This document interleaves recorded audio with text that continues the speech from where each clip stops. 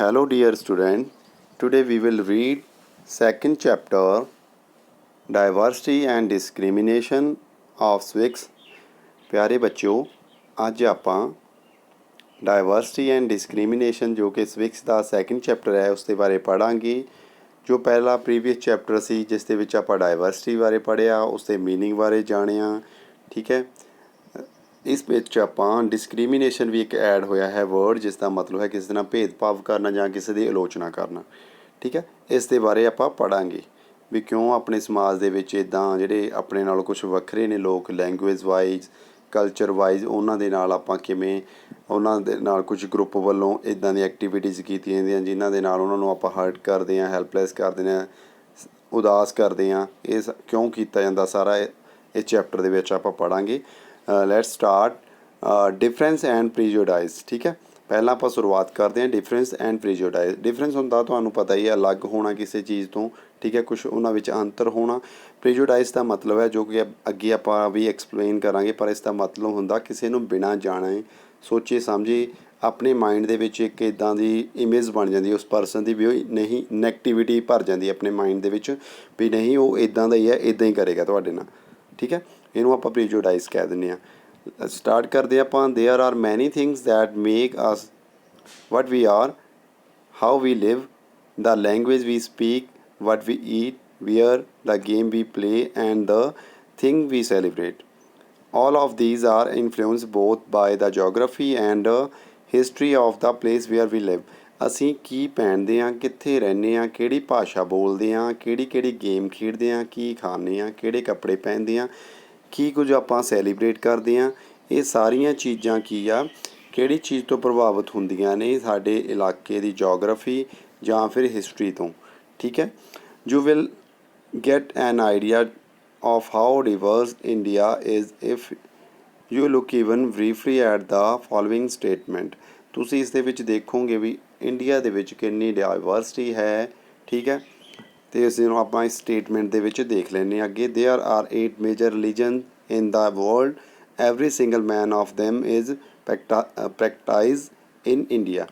We have more than 1600 languages that are people mother tongues, and there are more than 100 dance form।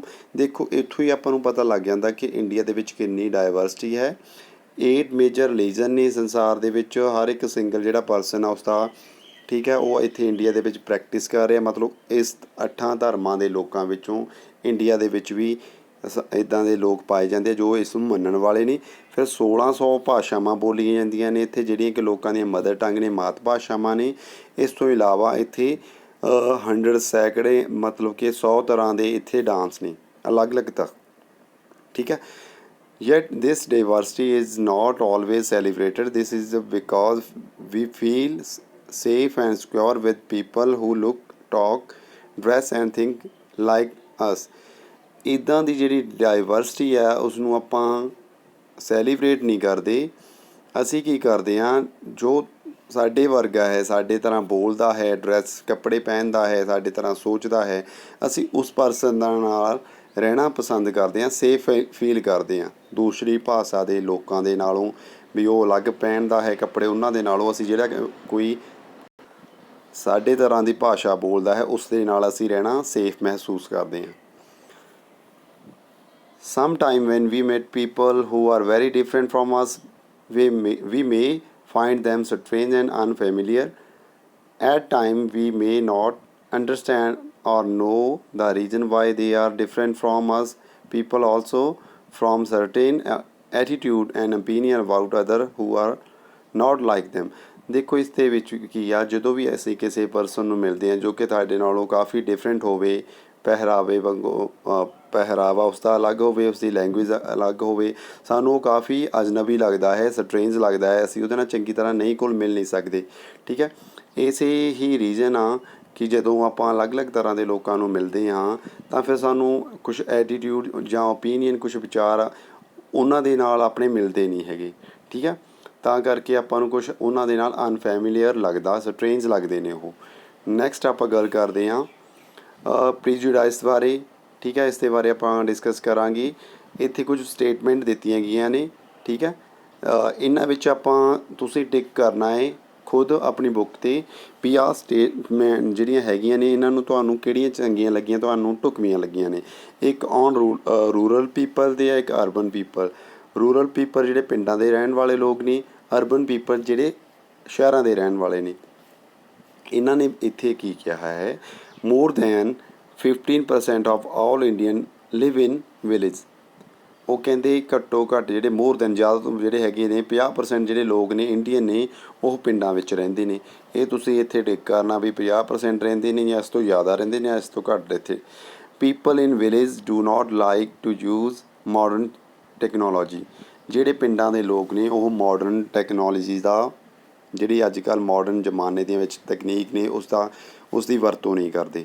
ਠੀਕ ਹੈ, ਇਹ ਤੁਸੀਂ ਟਿਕ ਕਰ ਸਕਦੇ ਵੀ ਕਰਦੇ ਜਾਂ ਨਹੀਂ ਕਰਦੇ। In peak harvesting and plantation season family spend 12 to 14 are working in the field. ਜਦੋਂ ਵੀ ਕਟਾਈ ਜਾਂ ਕੋਈ ਪਲਾਂਟੇਸ਼ਨ ਦਾ ਟਾਈਮ ਹੁੰਦਾ ਹੈ ਖੇਤਾਂ ਦੇ ਵਿੱਚ, ਖੇਤੀ ਦੇ ਆਪਾਂ ਕਰ ਰਹੇ ਹੁੰਦੇ ਹਾਂ, ਉਸ ਦੀ ਕਟਾਈ ਕਰ ਰਹੇ ਹੁੰਦੇ ਹਾਂ, ਜਿਹੜੀਆਂ ਫੈਮਲੀਜ਼ ਨੇ, ਇੱਦਾਂ ਦੇ ਪਰਿਵਾਰ ਨੇ, ਉਹ 12 ਤੋਂ 14 ਘੰਟੇ ਤੱਕ ਆਪਣੇ ਖੇਤਾਂ ਵਿੱਚ ਕੰਮ ਕਰਦੇ ਨੇ। ਨੈਕਸਟ ਆਪਾਂ ਗੱਲ ਕਰਦੇ ਹਾਂ ਅਰਬਨ ਪੀਪਲ ਦੀ। Life in the city is easy, people here are spoiled and lazy. ਜਿਹੜੀ ਕਹਿੰਦੇ ਸ਼ਹਿਰਾਂ ਦੀ ਲਾਈਫ ਕੀ ਆ, ਉਹ ਕਾਫੀ ਈਜ਼ੀ ਆ, ਲੋਕ ਇੱਥੇ ਲੇਜੀ ਨੇ, ਸਪੋਇਲ ਨੇ, ਵਿਹਲੇ ਰਹਿਣਾ ਪਸੰਦ ਕਰਦੇ ਨੇ। In city family spend very little time with each other. ਸ਼ਹਿਰਾਂ ਦੇ ਵਿੱਚ ਜਿਹੜੇ ਫੈਮਲੀਜ਼ ਲਈ ਇੱਕ ਦੂਜੇ ਕੋਲ ਟਾਈਮ ਨਹੀਂ ਹੁੰਦਾ, ਬਹੁਤ ਥੋੜ੍ਹਾ ਟਾਈਮ ਦਿੰਦੇ ਆ ਇੱਕ ਦੂਜੇ ਨੂੰ, ਉਹ ਪਰਿਵਾਰ ਦੇ ਮੈਂਬਰਸ ਨੂੰ। ਫਿਰ people in city only care about money not about people. ਜਿਹੜੇ ਸ਼ਹਿਰਾਂ ਦੇ ਲੋਕ ਨੇ ਉਹ ਜ਼ਿਆਦਾਤਰ ਪੈਸੇ ਬਾਰੇ ਸੋਚਦੇ ਆ, ਲੋਕਾਂ ਦੇ ਬਾਰੇ ਨਹੀਂ ਸੋਚਦੇ। Living in city is expensive, a large part of people earning is spent on rent and transport। ਜਿਹੜੇ ਸ਼ਹਿਰਾਂ ਦੇ ਵਿੱਚ ਰਹਿਣਾ ਉਹ ਕਾਫੀ ਐਕਸਪੈਂਸਿਵ ਆ, ਮਹਿੰਗਾ, ਕਿਉਂਕਿ ਇੱਥੇ large part of people earning is spent on rent and transport. ਜਿਹੜਾ ਇਹਦਾ ਜ਼ਿਆਦਾ ਵੱਡਾ ਹਿੱਸਾ ਆਪਣੀ ਕਮਾਈ ਦਾ ਲੋਕ ਕਿਰਾਏ 'ਤੇ ਰਹਿਣ 'ਤੇ ਜਾਂ ਫਿਰ ਟਰਾਂਸਪੋਰਟ 'ਤੇ ਹੀ ਖਰਚ ਕਰਦੇ ਰਹਿੰਦੇ ਨੇ। ਠੀਕ ਹੈ, ਇਸ 'ਤੇ ਜਿਹੜੀਆਂ ਸਟੇਟਮੈਂਟ ਨੇ ਤੁਸੀਂ ਇਹਨਾਂ ਦੇ ਨਾਲ ਕਿੰਨਿਆਂ ਦੇ ਨਾਲ ਸਹਿਮਤ ਹੋ, ਇਸ ਨੂੰ ਤੁਸੀਂ ਦੇਖ ਲਿਓ। ਨੈਕਸਟ ਆਪਾਂ ਗੱਲ ਕਰਦੇ ਹਾਂ ਹੁਣ, some of these statement see village as ignorant and see people in city as money minded and lazy. When our opinion about certain people are always negative, seeking them as lazy, stingy, as some of these statements, then these become prejudice that we carry about them। ਇਹ ਸਾਰੇ ਕੀ ਹੈ, prejudice ਦਾ ਮਤਲਬ ਹੈ ਆਪਣੀ ਸੋਚ ਹੈ ਇੱਕ ਪਿੰਡਾਂ ਦੇ ਲੋਕਾਂ ਦੇ ਲਈ ਸ਼ਹਿਰ ਵਾਲਿਆਂ ਦੀ, ਅਤੇ ਸ਼ਹਿਰਾਂ ਦੇ ਲੋਕਾਂ ਦੇ ਲਈ ਪਿੰਡਾਂ ਵਾਲਿਆਂ ਦੀ। ਠੀਕ ਆ, ਇੱਦਾਂ ਦੇ ਉਹਨਾਂ ਦੇ ਵਿੱਚ ਪਹਿਲਾਂ ਤੋਂ ਹੀ ਮਾਈਂਡ ਦੇ ਵਿੱਚ ਨੈਗੇਟਿਵ ਥੋਟ ਨੇ, ਜਿਨ੍ਹਾਂ ਦੇ ਬਾਰੇ ਆਪਾਂ ਅੱਗੇ ਡਿਸਕਸ ਕਰਾਂਗੇ। ਪ੍ਰੀਜੁਡਾਈਸ ਦਾ ਮਤਲਬ ਦੇਖ ਲਓ ਕੀ ਆ। means to judge other people negatively or see them as inferior। ਕਿਸੇ ਨੂੰ ਆਪਾਂ ਪਹਿਲਾਂ ਹੀ ਜੱਜ ਕਰ ਲੈਂਦੇ ਹਾਂ, ਹਜੇ ਉਹ ਆਪਣੇ ਨਾਲ ਚਾਹੇ ਵਰਤਿਆ ਹੋਵੇ ਚਾਹੇ ਨਾ ਵਰਤਿਆ ਹੋਵੇ, ਆਪਾਂ ਉਹਨੂੰ ਪਹਿਲਾਂ ਹੀ ਜੱਜ ਕਰਦੇ ਹਾਂ, ਨਹੀਂ ਉਹ ਇੱਦਾਂ ਦਾ ਹੀ ਪਰਸਨ ਹੈ, ਇੱਦਾਂ ਦਾ ਹੀ ਕਰੇਗਾ ਸਾਡੇ ਨਾਲ। ਠੀਕ ਹੈ, when we think that only one particular way is best and right way to do thing, we often end up not respecting other. ਇੱਦਾਂ ਕਰਕੇ ਆਪਾਂ ਕਿਸੇ ਹੋਰ ਨੂੰ ਇੱਦਾਂ ਦੀ ਰਿਸਪੈਕਟ ਨਹੀਂ ਦੇ ਸਕਦੇ, ਕਿਉਂਕਿ ਆਪਾਂ ਪਹਿਲਾਂ ਹੀ ਮਨ ਦੇ ਵਿੱਚ ਬਣਾ ਲਿਆ ਵੀ ਉਹ ਇੱਦਾਂ ਦਾ ਹੀ ਪਰਸਨ ਹੋਏਗਾ। who may prefer to do things differently. For example, if we think English is the best language and other languages are not important, we are judging these other language negatively। ਦੇਖੋ ਇੱਥੇ example ਦੇ ਤੌਰ 'ਤੇ ਇਹਨਾਂ ਨੇ ਦੱਸਿਆ, ਕਹਿੰਦੇ ਜੇਕਰ ਆਪਾਂ ਸੋਚ ਲਈਏ ਵੀ ਜਿਹੜੀ ਇੰਗਲਿਸ਼ ਲੈਂਗੁਏਜ ਆ ਉਹੀ ਬੈਸਟ ਆ, ਠੀਕ ਆ, ਬਾਕੀ ਦੀਆਂ ਲੈਂਗੁਏਜ ਸਾਡੇ ਲਈ ਇੰਪੋਰਟੈਂਟ ਲਈ ਨਹੀਂ ਆ, ਤਾਂ we are judging these other language negatively. ਤਾਂ ਅਸੀਂ ਦੂਜੀਆਂ ਜਿਹੜੀਆਂ ਭਾਸ਼ਾਵਾਂ ਨੇ ਉਹਨਾਂ ਨੂੰ ਨੈਗੇਟਿਵਲੀ, ਗਲਤ ਨਜ਼ਰੀਏ ਨਾਲ ਦੇਖ ਰਹੇ ਹਾਂ। As a result we might not respect people who speak language other than English. ਅਸੀਂ ਉਹ ਪਰਸਨ ਨੂੰ ਕੀ ਕਰਦੇ ਹਾਂ, ਰਿਸਪੈਕਟ ਨਹੀਂ ਦਿੰਦੇ ਜਿਹੜਾ ਇੰਗਲਿਸ਼ ਨਹੀਂ ਬੋਲਦਾ, ਕੋਈ ਹੋਰ ਭਾਸ਼ਾ ਬੋਲਦਾ। ਜਿਵੇਂ ਵਾਇਦਾ ਵੀ ਆਪਾਂ ਕੋਈ ਪੰਜਾਬੀ ਬੋਲਦਾ, ਹਿੰਦੀ ਬੋਲਦਾ, ਪਰ ਉਹਨੂੰ ਇੰਗਲਿਸ਼ ਨਹੀਂ ਬੋਲਣੀ ਆਉਂਦੀ, ਤਾਂ ਆਪਾਂ ਉਸ ਨੂੰ ਕੀ ਕਰਦੇ ਹਾਂ, ਰਿਸਪੈਕਟ ਨਹੀਂ ਦਿੰਦੇ, ਕਿਉਂਕਿ ਆਪਾਂ ਇੰਗਲਿਸ਼ ਨੂੰ ਬੈਸਟ ਮੰਨਦੇ ਹਾਂ, ਦੂਸਰੀ ਲੈਂਗੁਏਜ ਨੂੰ ਬੈਸਟ ਨਹੀਂ ਮੰਨਦੇ, ਕਿਉਂਕਿ ਆਪਣੇ ਮਾਈਂਡ ਦੇ ਵਿੱਚ ਉਹੀ ਪ੍ਰੀਜੁਡਾਈਸ ਆ ਜੋ ਪਹਿਲਾਂ ਇਹੀ ਥੋਟ ਆ ਗਿਆ ਵੀ ਇਹ ਲੈਂਗੁਏਜ ਵਗੈਰਾ ਵਧੀਆ ਨਹੀਂ, ਚਾਹੇ ਆਪਾਂ ਉਹਨਾਂ ਨੂੰ ਸਿੱਖੀਏ ਚਾਹੇ ਨਾ ਸਿੱਖੀਏ। ਨੈਕਸਟ ਆਪਾਂ ਗੱਲ ਕਰਦੇ ਹਾਂ, we can we prejudice about many thing, people, religions, belief the color of their skin, the region they come from, the accent they speak in, the clothes they wear, etc. Often our prejudice about others are so strong that we don't want to form friendship with them. At times we may even act in way that hurt them। ਦੇਖੋ ਅਸੀਂ ਕੀ ਕਰਦੇ ਹਾਂ, ਪ੍ਰੀਜੂਡਾਈਸ 'ਤੇ ਇੰਨੇ ਜੁੜੇ ਹੋਏ ਹਾਂ, ਅਸੀਂ ਇਹ ਚੀਜ਼ਾਂ ਨੂੰ ਹੋਰ ਚੀਜ਼ਾਂ 'ਤੇ ਵੀ ਅਪਲਾਈ ਕਰਦੇ ਹਾਂ। ਪੀਪਲ ਰਿਲੀਜੀਅਸ 'ਤੇ ਨਾ, ਲੋਕਾਂ ਦੇ ਅਲੱਗ-ਅਲੱਗ ਧਰਮ 'ਤੇ ਵੀ ਇਹਨਾਂ ਨੂੰ ਆਪਾਂ ਅਪਲਾਈ ਕਰ ਲੈਂਦੇ ਹਾਂ, ਕਿਉਂਕਿ ਆਪਾਂ ਸੋਚਦੇ ਹਾਂ ਵੀ ਸਾਡਾ ਧਰਮ ਬੈਸਟ ਆ, ਬਾਕੀ ਧਰਮ ਨਹੀਂ ਹੈਗਾ। ਠੀਕ ਹੈ, ਜੇ ਕਿਸੇ ਦਾ ਕਲਰ, ਉਸਦੀ ਸਕਿਨ ਕੋਈ ਵਾਈਟ ਕਲਰ ਆ, ਫੇਅਰ ਕਲਰ ਆ, ਜਾਂ ਕੋਈ ਬਲੈਕ ਕਲਰ ਆ, ਆਪਾਂ ਉਹ ਵੀ ਉਹਨਾਂ ਦੇ ਲਈ ਨੈਗੇਟਿਵ ਥੋਟ ਆ ਜਾਂਦੇ ਆ। ਠੀਕ ਆ, ਫਿਰ ਆਪਾਂ ਰੀਜ਼ਨ ਵੀ ਕਿੱਥੋਂ ਆਇਆ, ਲੋਕ ਕਿਹੜਾ, ਉਹਦਾ ਪਿਛੋਕੜ ਕੀ ਆ, ਉਹ ਪਹਿਲਾਂ ਕਿੱਥੇ ਰਹਿੰਦਾ ਸੀ, ਫਿਰ ਉਹ ਕੀ ਬੋਲ ਰਿਹਾ, ਉਸਦੇ ਕੱਪੜੇ ਕਿੱਦਾਂ ਦੇ ਆ, ਸਾਰੀਆਂ ਚੀਜ਼ਾਂ ਆਪਾਂ ਪਹਿਲਾਂ ਹੀ ਨੈਗੇਟਿਵਿਟੀ ਸੋਚਦੇ ਹਾਂ। ਫਿਰ ਇੰਨਾ ਸਾਰੀਆਂ ਉਹ ਚੀਜ਼ਾਂ ਸਟਰੋਂਗ ਹੋ ਜਾਂਦੀਆਂ ਅਤੇ ਫਿਰ ਆਪਾਂ ਉਹਦੇ ਨਾਲ ਫਰੈਂਡਸ਼ਿਪ ਨਹੀਂ ਕਰ ਸਕਦੇ, ਉਹਦੇ ਨਾਲ ਦੋਸਤੀ ਨਹੀਂ ਹੋ ਸਕਦੀ। ਠੀਕ ਹੈ, ਇਹ ਸਾਰੀਆਂ ਚੀਜ਼ਾਂ at time we may even act the way that hurt them. ਫਿਰ ਇਹ ਸਾਰੀਆਂ ਚੀਜ਼ਾਂ ਉਸ ਚੀਜ਼ ਨੂੰ, ਉਸ ਪਰਸਨ ਨੂੰ ਹਰਟ ਕਰਦੀਆਂ ਨੇ, ਦੁਖੀ ਕਰਦੀਆਂ ਨੇ। ਠੀਕ ਹੈ, ਨੈਕਸਟ ਆਪਾਂ ਗੱਲ ਕਰਾਂਗੇ ਕ੍ਰੀਏਟਿੰਗ ਸਟੀਰੀਓਟਾਈਪਸ। ਸਟੀਰੀਓਟਾਈਪਸ ਹੁੰਦੀਆਂ ਨੇ ਕੁਛ ਆਪਣੀ ਰੂੜੀਵਾਦੀ ਸੋਚ, ਬਈ ਲੋਕਾਂ ਦੁਆਰਾ ਉਹ ਮਿੱਥ ਬਣਾ ਦਿੱਤੀ ਜਾਂਦੀ ਆ, ਕੋਈ ਉਹ ਰਿਟਨ ਰਿਕਾਰਡ ਨਹੀਂ ਹੁੰਦਾ। ਠੀਕ ਆ, ਇੱਕ ਦੂਜੇ ਤੋਂ ਸੁਣੀਆਂ ਗੱਲਾਂ ਹੁੰਦੀਆਂ ਨੇ ਜੋ ਅੱਗੇ ਤੱਕ ਆਪਣੇ ਕਹਿ ਦਈਏ ਵੱਡਿਆਂ ਤੋਂ ਫਿਰ ਬੱਚਿਆਂ ਤੱਕ, ਫਿਰ ਅੱਗੇ ਤੱਕ ਪਹੁੰਚਦੀਆਂ ਜਾਂਦੀਆਂ ਨੇ। ਸਟੀਰੀਓਟਾਈਪ ਆਪਾਂ ਰੂੜੀਵਾਦੀ ਖਿਆਲਾਂ ਨੂੰ, ਸੋਚ ਨੂੰ ਕਹਿ ਦਿੰਦੇ ਹਾਂ। All of us are familiar with gender differences. What does it mean to be a boy or a girl? Many of you would say, we are born as boy and girl. It is a given. What is there to think about? Let's see if this is in the case. ਇੱਕ ਜਿਹੜੀ ਆਪਣੀ stereotype ਹੈ, ਇੱਕ ਰੂੜੀਵਾਦੀ ਜਿਹੜੇ ਵਿਚਾਰ ਨੇ, ਉਹਨਾਂ ਵਿੱਚ ਆਪਾਂ ਸੁਣਿਆ ਹੈ, ਜਿਹੜੇ ਵਿੱਚ ਜੈਂਡਰ ਡਿਫਰੈਂਸ ਦੇ ਵਿੱਚ ਆਪਾਂ ਜਿਹੜਾ ਭੇਦਭਾਵ ਕਰਦੇ ਹਾਂ ਬੱਚੇ ਦੇ, ਮਤਲਬ ਲੜਕਾ ਜਾਂ ਲੜਕੀ ਦੇ ਵਿੱਚ। ਠੀਕ ਹੈ, ਉਸ ਦੇ ਵਿੱਚ ਆਪਾਂ ਸੋਚਦੇ ਹਾਂ ਵੀ, ਜ਼ਿਆਦਾਤਰ ਸੋਚਦੇ ਹਾਂ ਵੀ ਅਸੀਂ ਇੱਕ ਬੋਆਏ ਪੈਦਾ ਹੋਈਏ, ਜਾਂ ਸਾਡੇ ਘਰ ਬੱਚਾ ਜਿਹੜਾ ਬੇਬੀ ਬੋਆਏ ਹੋਵੇ ਜਾਂ ਬੇਬੀ ਗਰਲ ਹੋਵੇ। ਇੱਦਾਂ ਦੇ ਜੋ ਸਟੀਰੀਓਟਾਈਪ ਲੋਕਾਂ ਦੇ ਵਿਚਾਰ ਬਣੇ, ਉਸ ਦੇ ਬਾਰੇ ਆਪਾਂ ਇਸ ਕੇਸ ਦੇ ਵਿੱਚ ਦੇਖਦੇ ਹਾਂ। Arrange the statement given below in these two sections according to what you think appropriate for the section। ਦੇਖੋ ਇੱਦਾਂ ਦੇ ਇੱਕ ਬੋਆਇਜ਼ ਦਾ ਸੈਕਸ਼ਨ ਦਿੱਤਾ ਹੋਇਆ, ਇੱਕ ਗਰਲਸ ਦਾ, ਇਹਨਾਂ ਨੂੰ ਆਪਾਂ ਪੜ੍ਹਾਂਗੇ। they are will behave, they are soft spoken and gentle, they are physically strong, they are naughty, they are good at dance and painting, they don't cry, they are rowdy, they are good at sport, they are good at cooking, they are emotional.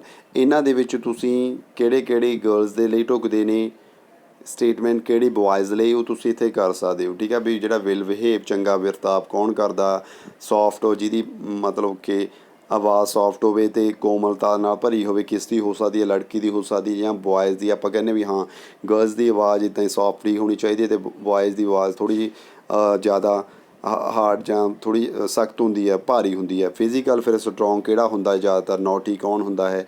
ਠੀਕ ਹੈ, dance painting ਦੇ ਵਿੱਚ ਕਿਹੜਾ ਚੰਗਾ, ਕਿਹੜਾ ਨਹੀਂ ਰੋਂਦਾ। ਆਪਾਂ ਕਹਿੰਦੇ ਬਈ ਖਾਸ ਕਰਕੇ ਪਿੰਡਾਂ ਦੇ ਵਿੱਚ, ਆਪਣੇ ਘਰਾਂ ਦੇ ਵਿੱਚ ਕਹਿੰਦੇ ਵੀ ਮੁੰਡਾ ਨਹੀਂ ਵੀ ਲੜਕੇ ਨਹੀਂ ਰੋਂਦੇ ਹੁੰਦੇ, ਗਰਲਸ ਦੀ ਤਰ੍ਹਾਂ ਜਾਂ ਰੋਣ ਲੱਗ ਗਿਆ ਜਿਹੜਾ ਬੱਚਾ ਰੋਂਦਾ। ਇੱਦਾਂ ਦੇ ਸਾਰਾ ਕੁਛ ਤੁਸੀਂ ਇਸ ਵਿੱਚ ਕੇਸ ਸਟੱਡੀ ਕਰ ਸਕਦੇ ਵੀ ਕਿਹੜਾ ਕਿਸ 'ਤੇ ਰਿਲੇਟਡ ਹੈ। ਠੀਕ ਹੈ,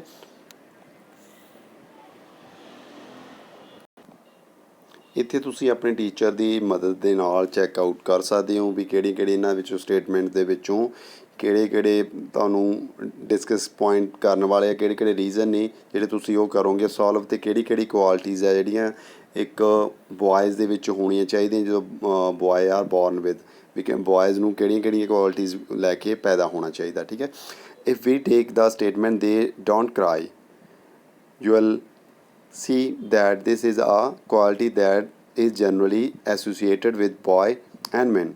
As babies or children, when boy fall and hurt themselves, their parents and other family member often console them by saying, don't cry, you are a boy or babe, they don't cry. As children grow up, they start believing that boys do not cry, so that Even if a boy feel like crying, he stop himself from doing so.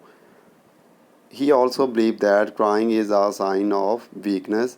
So even though both boy and girl sometimes want to cry, especially if they are angry or in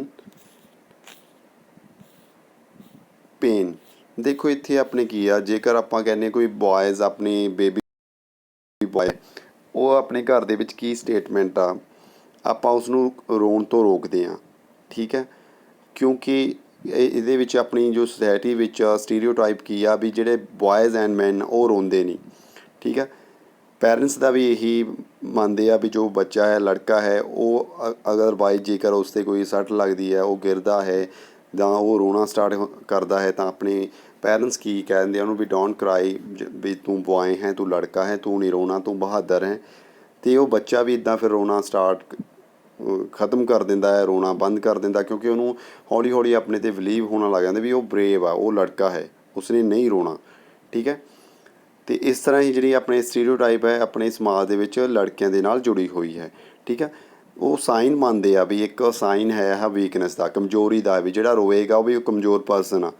ਇਸ ਕਰਕੇ ਵੀ ਜ਼ਿਆਦਾਤਰ ਬॉयਜ਼ ਪਹਿਲਾਂ ਤੋਂ ਹੀ ਫਿਰ ਰੋਣਾ ਘੱਟ ਕਰ ਦਿੰਦੇ, ਗਰਲਜ਼ ਜ਼ਿਆਦਾਤਰ ਰੋਂਦੀਆਂ ਨੇ, ਠੀਕ ਹੈ। ਇਹ ਆਪਣੀ ਸੁਸਾਇਟੀ ਵੱਲੋਂ ਪਹਿਲਾਂ ਹੀ ਬਣਿਆ ਹੋਇਆ ਇੱਦਾਂ ਦਾ ਸਟੀਰੀਓਟਾਈਪ, ਇਸ ਨੂੰ ਆਪਾਂ ਕਹਿ ਦਿੰਦੇ ਇੱਦਾਂ ਦੇ ਵਿਚਾਰ ਨੇ ਵੀ ਇੱਦਾਂ ਦੇ ਪਹਿਲਾਂ ਬॉयਜ਼ ਲਈ ਇੱਦਾਂ ਦੇ ਵਿਚਾਰ ਨੇ, ਗਰਲਜ਼ ਲਈ ਇੱਦਾਂ ਦੇ, ਜੋ ਆਪਾਂ ਉੱਪਰ ਪੜ੍ਹ ਚੁੱਕੇ ਇਹਨਾਂ ਵਿੱਚ ਦੇਖ ਲਿਓ ਕਿਹੜੇ ਗਰਲਜ਼ ਦੇ ਲਈ ਆ ਕਿਹੜੇ ਬॉयਜ਼ ਦੇ ਲਈ ਆ। ਨੈਕਸਟ ਹੈਗੇ ਆ as they grow older, boy learn how or teach themselves not to cry. If a grown boy cry, then he feel that other will either tease him or laugh at him, and so he stop himself from doing so in front of other। ਦੇਖੋ ਜੇਕਰ ਕਿਸੇ ਬੱਚੇ ਨੂੰ, ਕਿਸੇ ਲੜਕੇ ਨੂੰ ਕੋਈ ਦਰਦ ਦੇ ਨਾਲ ਉਹ ਰੋਣਾ ਵੀ ਸਟਾਰਟ ਕਰਦਾ, ਠੀਕ ਹੈ, ਜਿਉਂ-ਜਿਉਂ ਉਹ ਜਿਵੇਂ ਉਹ ਵੱਡਾ ਹੁੰਦਾ ਹੈ ਉਹ ਚੀਜ਼ ਨੂੰ ਕੰਟਰੋਲ ਕਰ ਲੈਂਦਾ, ਉਹ ਰੋਣਾ ਬੰਦ ਕਰ ਦਿੰਦਾ, ਠੀਕ ਹੈ। ਕਿਉਂਕਿ ਇਸ ਦੇ ਵਿੱਚ ਕੀ ਆ, ਜਿਵੇਂ ਵੀ ਉਹ ਵੱਡਾ ਹੋਵੇਗਾ ਅਤੇ ਉਹ ਰੋਵੇਗਾ ਤਾਂ ਕੁਛ ਜਿਹੜੇ ਨਾਲ ਦੇ ਅਦਰ ਪਰਸਨ ਨੇ ਉਸ ਨੂੰ ਜੱਜ ਕਰਨਗੇ, ਉਹਨੂੰ ਤੰਗ ਕਰਨਗੇ ਵੀ ਉਹ ਰੋ ਰਿਹਾ ਹੈ ਲੜਕੀਆਂ ਦੀ ਤਰ੍ਹਾਂ, ਜਾਂ ਫਿਰ ਉਸ 'ਤੇ ਹੱਸਣਗੇ। ਇਹਨਾਂ ਚੀਜ਼ਾਂ ਕਰਕੇ ਉਹ ਕੀ ਆ, ਫਿਰ ਆਪਣੇ ਆਪ ਦੇ ਵਿੱਚ ਹੀ ਰੋਣਾ ਬੰਦ ਕਰ ਦਿੰਦਾ ਹੈ, ਹੌਲੀ ਹੌਲੀ ਉਹ ਇਹ ਚੀਜ਼ਾਂ ਨੂੰ ਕੰਟਰੋਲ ਕਰਨਾ ਸਟਾਰਟ ਕਰ ਦਿੰਦਾ ਹੈ। This is the way boy are and this is how girl are. These are statements we hear constantly and accept without even thinking, and we start believing that each one of us must behave accordingly. We fit all boy and all girls into an amaze that society create around us। ਦੇਖੋ ਇੱਦਾਂ ਦੀ ਜਿਹੜੀ Amaze ਆਪਣੀ society ਨੇ create ਕਰਤੀ, ਉਹਨਾਂ ਦੇ ਵਿੱਚ ਇੱਦਾਂ ਹੀ ਆਪਾਂ ਫਿੱਟ ਕਰਦੇ ਹਾਂ ਆਪਣੇ ਬੱਚਿਆਂ ਨੂੰ, ਠੀਕ ਹੈ। ਵੀ ਜਿਹੜੇ ਬॉयਜ਼ ਨੇ ਉਹ ਬਰੇਵ ਨੇ, ਸਟਰੋਂਗ ਨੇ, ਗਰਲਜ਼ ਦੇ ਕੰਪੈਰੀਜ਼ਨ ਜੇ ਉਹਨਾਂ ਨਾਲ ਆਪਾਂ ਕੰਪੈਰੀਜ਼ਨ ਕਰੀਏ, ਗਰਲਜ਼ ਇੰਨੀਆਂ ਸਟਰੋਂਗ ਨਹੀਂ ਹੈਗੀਆਂ, ਠੀਕ ਹੈ। ਉਹ ਰੋਣ ਜਲਦੀ ਲੱਗ ਰਹਿੰਦੀਆਂ ਨੇ, ਉਹਨਾਂ ਨੂੰ ਵੈਸੇ ਰੋਣ 'ਤੇ ਉਹਨਾਂ ਨੂੰ ਕਹਿੰਦੇ ਵੀ ਨਹੀਂ। ਜੇਕਰ ਬॉयਜ਼ ਕੋਈ ਰੋਂਦਾ ਹੈ ਤਾਂ ਉਸ 'ਤੇ ਉਹਨਾਂ ਦੇ ਨਾਲ ਦੇ ਮਜ਼ਾਕ ਕਰਦੇ ਆ ਅਤੇ ਉਸ ਨੂੰ ਤੰਗ ਕਰਦੇ ਨੇ, ਠੀਕ ਹੈ। ਇਸ ਤਰ੍ਹਾਂ ਉਹ ਫਿਰ ਇੱਦਾਂ ਦੀ ਉਹਨਾਂ ਦੀ ਥਿੰਕਿੰਗ ਦੇ ਵਿੱਚ ਹੌਲੀ ਹੌਲੀ ਉਹਨਾਂ ਦਾ ਵਿਸ਼ਵਾਸ ਵੱਧਦਾ ਜਾਂਦਾ ਹੈ ਵੀ ਉਹਨਾਂ ਨੇ ਜੋ ਸਾਡੇ ਸਮਾਜ ਦੇ ਵਿੱਚ ਹੋ ਰਿਹਾ ਉਸ ਦੇ ਅਕੋਰਡਿੰਗ ਹੀ ਉਹ ਆਪਣੇ ਆਪ ਨੂੰ ਢਾਲ ਲੈਂਦੇ ਨੇ, ਠੀਕ ਹੈ। ਨੈਕਸਟ ਆਪਾਂ ਗੱਲ ਕਰਾਂਗੇ, you can take other statement such as they are soft and gentle or they are will behave and discuss how these are applied to girl. Do girl possesses these quality at birth, and do they learn such behavior from other? What do you think about girl who are not soft and gentle and those are who are naughty? ਦੇਖੋ ਜਿਹੜੇ ਇਹਦੇ ਵਿੱਚ ਦੋ ਆਪਾਂ ਉੱਪਰ statement ਪੜ੍ਹੀਆਂ ਨੇ, ਦੇ are soft and gentle and ਦੇ ਆਰ ਵਿਲ ਬਿਹੇਵ। ਆਪਾਂ ਲੜਕੀਆਂ ਲਈ ਇਹ ਪਹਿਲਾਂ ਹੀ ਸੋਚ ਹੁੰਦੀ ਹੈ ਵੀ ਲੜਕੀਆਂ ਕੀ ਆ, ਸੌਫਟ ਅਤੇ ਜੈਂਟਲ ਨੇ ਅਤੇ ਉਹ ਚੰਗੇ ਹੀ ਬਿਹੇਵ ਕਰਨਗੀਆਂ ਹਰ ਇੱਕ ਦੇ ਨਾਲ, ਪਰਿਵਾਰ ਦੇ ਮੈਂਬਰਸ ਦੇ ਨਾਲ, ਠੀਕ ਹੈ। ਅਤੇ ਆਹ ਗਰਲਾਂ ਜਿਹੜੀਆਂ ਹੈਗੀਆਂ ਇਹ ਗਰਲਸ 'ਤੇ ਹੀ ਅਪਲਾਈ ਹੁੰਦੀਆਂ ਨੇ, ਠੀਕ ਹੈ। ਅਤੇ ਉਹਨਾਂ ਨੂੰ ਇਹ ਕੁਆਲਿਟੀ ਦੇ ਵਿੱਚ ਉਹਨਾਂ ਦੇ ਬਰਥ ਤੋਂ ਹੀ ਇੱਦਾਂ ਦੀਆਂ ਕੁਆਲਿਟੀਜ਼ ਉਹਨਾਂ ਦੇ ਵਿੱਚ ਭਰੀਆਂ ਜਾਂਦੀਆਂ ਨੇ ਉਹਨਾਂ ਦੇ ਬਿਹੇਵੀਅਰ ਦੇ ਨਾਲ। ਤੁਸੀਂ what do you think about girl R note soft, ਕੁਛ ਇੱਦਾਂ ਵੀ ਸੋਚ ਸਕਦੇ ਵੀ ਜਿਹੜੀਆਂ ਗਰਲਸ ਸੌਫਟ ਨਹੀਂ ਹੈਗੀਆਂ, ਇੰਨੀਆਂ ਜੈਂਟਲ ਨਹੀਂ ਹੈਗੀਆਂ ਅਤੇ ਉਹ ਕਾਫੀ ਨੋਟੀ ਵੀ ਹੈਗੇ, ਠੀਕ ਹੈ। When we fix people into one image we create a stereotype. ਜਦੋਂ ਆਪਾਂ ਇੱਦਾਂ ਦੀ ਫਿਕਸ ਇੱਕ ਇਮੇਜ ਆਪਣੇ ਦਿਮਾਗ ਦੇ ਵਿੱਚ ਇੱਦਾਂ ਦੀ ਤਸਵੀਰ ਬਣਾ ਲੈਂਦੇ ਹਾਂ ਫਿਕਸ ਪੱਕੀ ਵੀ ਇਹ ਇੱਦਾਂ ਹੀ ਹੋਵੇਗਾ, ਗਰਲਜ਼ ਇੱਦਾਂ ਹੀ ਕਰਨਗੀਆਂ ਅਤੇ ਬॉयਜ਼ ਇੱਦਾਂ ਹੀ ਕਰਨਗੇ, ਉਹਨੂੰ ਆਪਾਂ ਕੀ ਕਹਿੰਦੇ ਹਾਂ ਕਿ ਆਪਾਂ ਸਟੀਰੀਓਟਾਈਪ ਕਹਿ ਦਿੰਦੇ ਹਾਂ ਉਹਨੂੰ। When people say that those who belong to a particular country, religion, sex, race and economic background are stingy, lazy, criminal and dumb. They are using stereotype। ਠੀਕ ਹੈ, ਜਦੋਂ ਆਪਣੇ ਲੋਕ ਕੀ ਕਰਦੇ ਆ ਸੋਚਣਾ ਸ਼ੁਰੂ ਕਰਦੇ ਆ ਵੀ ਆਹ ਕਿਸੇ ਇਸ ਕੰਟਰੀ ਵੱਲੋਂ ਆਇਆ, ਇਸ ਦਾ ਇਹ ਧਰਮ ਹੈ, ਇਹ ਮੇਲ ਹੈ ਜਾਂ ਫੀਮੇਲ ਹੈ, ਇਸ ਦੀ ਰੇਸ ਕੀ ਹੈ, ਨਸਲ ਕੀ ਹੈ, ਇਸ ਦਾ ਇਕਨੋਮਿਕ ਬੈਕਗਰਾਊਂਡ ਕੀ ਹੈ, ਤਾਂ ਆਪਾਂ ਉਸ ਨੂੰ ਪਹਿਲਾਂ ਹੀ ਕ੍ਰਿਮੀਨਲ, ਲੇਜ਼ੀ, ਡਮ ਵਗੈਰਾ ਇੱਦਾਂ ਸੋਚਣਾ ਸ਼ੁਰੂ ਕਰ ਦਿੰਦੇ ਹਾਂ। ਉਹ ਕੀ ਆਪਣੀ ਫਿਰ ਆਪਾਂ ਸਟੀਰੀਓਟਾਈਪ ਯੂਜ਼ ਕਰਦੇ ਹਾਂ ਇਸ ਲਈ, ਆਪਣੀ ਪਹਿਲਾਂ ਹੀ ਇੱਦਾਂ ਦੀ ਸੋਚ ਬਣੀ ਹੁੰਦੀ ਹੈ ਵੀ ਇਹ ਪਰਸਨ ਇੱਦਾਂ ਹੀ ਹੋਵੇਗਾ। ਠੀਕ ਹੈ, ਉਸ ਨੂੰ ਆਪਾਂ ਸਟੀਰੀਓਟਾਈਪ ਦੇ ਵਿੱਚ ਲੈ ਲੈਂਦੇ ਹਾਂ। ਠੀਕ ਹੈ, they are stingy and generous people everywhere in every country and every religion, in every group, whether rich or poor, male and female, and just because some people are like that it is not fair to think everyone will be same। ਇੱਦਾਂ ਦੇ person ਕੀ ਆ ਹਰ ਇੱਕ ਧਰਮ ਦੇ ਵਿੱਚ, ਹਰ ਇੱਕ country ਵਿੱਚ, ਹਰ ਇੱਕ ਗਰੁੱਪ ਦੇ ਵਿੱਚ, ਚਾਹੇ ਉਹ ਅਮੀਰ ਹੈ ਜਾਂ ਗਰੀਬ ਹੈ, ਹਰ ਗਰੁੱਪ ਦੇ ਵਿੱਚ ਇੱਦਾਂ ਦਾ ਪੀਪਲ ਮਿਲਣਗੇ। ਪਰ ਆਪਾਂ ਕੀ ਕਰਦੇ ਹਾਂ, ਇੱਕ ਅੱਧੇ ਪਰਸਨ ਨੂੰ ਇੱਦਾਂ ਹੀ ਸੇਮ ਮੰਨ ਲੈਂਦੇ ਹਾਂ ਵੀ ਇਹ ਰਿਲੀਜਨ ਦੇ ਵਿੱਚ ਇੱਦਾਂ ਦੇ ਹੀ ਪਰਸਨ ਹੋਣਗੇ। ਹੋ ਸਕਦਾ ਉਹ ਸਾਰੇ ਧਰਮਾਂ ਦੇ ਵਿੱਚ ਇੱਦਾਂ ਦੇ ਪਰਸਨ ਹੋਣਗੇ, ਕਿਸੇ ਪਾਰਟੀਕੂਲਰ ਰਿਲੀਜਨ ਵਿੱਚ ਨਾ ਹੋਣ। ਠੀਕ ਹੈ, ਸਾਰੇ ਧਰਮਾਂ ਦੇ ਵਿੱਚ ਵੀ ਇੱਦਾਂ ਦੇ ਪਰਸਨ ਹੁੰਦੇ ਆ, ਪਰ ਕਿਸੇ ਆਪਾਂ ਪਾਰਟੀਕੂਲਰ ਰਿਲੀਜਨ ਦੇ ਲਈ ਹੀ ਇੱਦਾਂ ਦੀ ਸੋਚ ਰੱਖਦੇ ਹਾਂ।